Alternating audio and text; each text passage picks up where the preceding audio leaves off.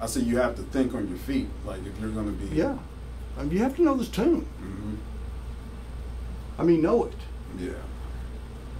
To really effectively improvise on something, you have to know. You have to know. You can't be thinking about it. Right. Because once you know it, then it's just like you know the language you're speaking now. I mean, you're not thinking about grammar or any of that stuff. It just flows. Otherwise, you wouldn't be able to communicate very smoothly. Right. Okay. You're thinking, this word head over now, so I need to put this preposition here. You know, if you're doing that kind of stuff, you know, you're not going to get anywhere, communication-wise. Yeah, you have to know it. Yeah. Okay. Know So, the chords. So that's why I always say there's a big difference between knowing something and memorizing something. Yeah. Memorizing is reading from the mind. You have to picture it and look at it. Yeah. Whereas knowing it, you just know it. It just comes. It's there. But I mean, for you to know it, you first have to memorize it. No, you don't know. But then how can you know by memorizing? Well, see, if you memorize it, you're relying on the memorization, just like if you're relying on a piece of sheet music to play a tune, and you always have that piece of sheet music, you're never really just going to be able to play very well without it, because you're always used to having that. Yeah. So don't practice to memorize. Don't take out that middleman. So just play until you know it. Know the tune. Practice to know. Practice to know. Is always better. Never ever looked at it that way, but that's another. There's a difference. Yeah. Knowing it. Now, memorization can help.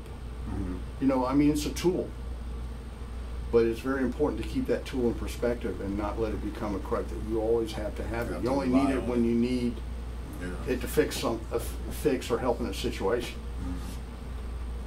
So all those things they say don't do, you know, I mean, they're things that in a certain situation can actually help you out. So it's like, you know, just don't drive with your toolbox in the front seat, that's all. Yeah. So let me ask you, so if you had a new piece of music and you want to learn the piece of music, you wouldn't try listen to it Okay. to the point where I know it.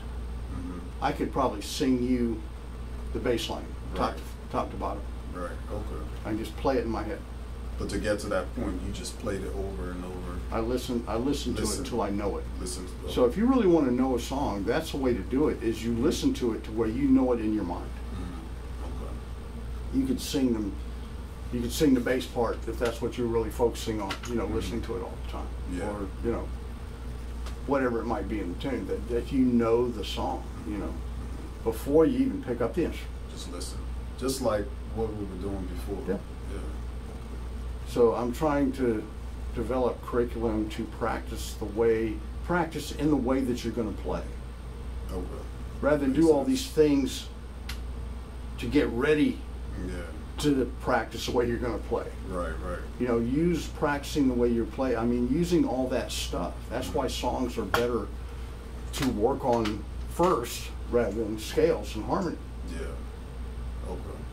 So that you get the concept of taught. You know, it's like just like any language. You learn to speak it before you go to school and before you pull out the book.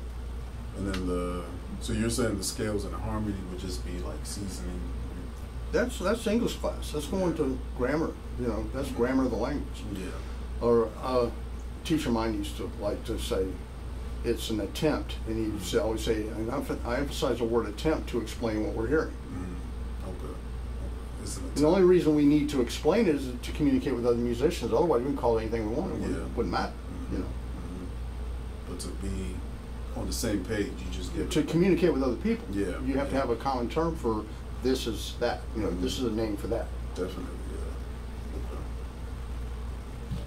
But that approach to learning something, just listen first, I need to do because that. once you know it, then you can like get in. You know it.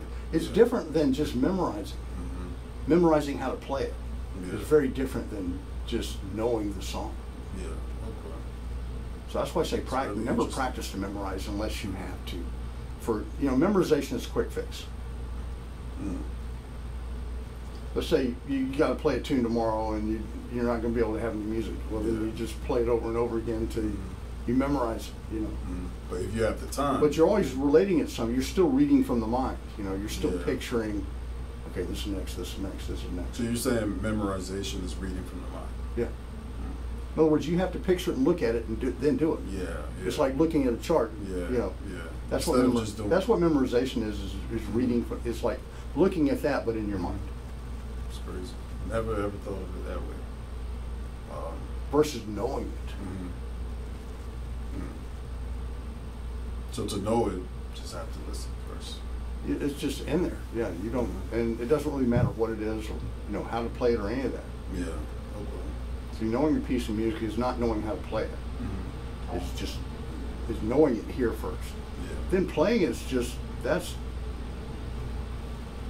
just what you do with what you know. Yeah. You know? You're just playing what you know. Yeah. Okay. It makes sense.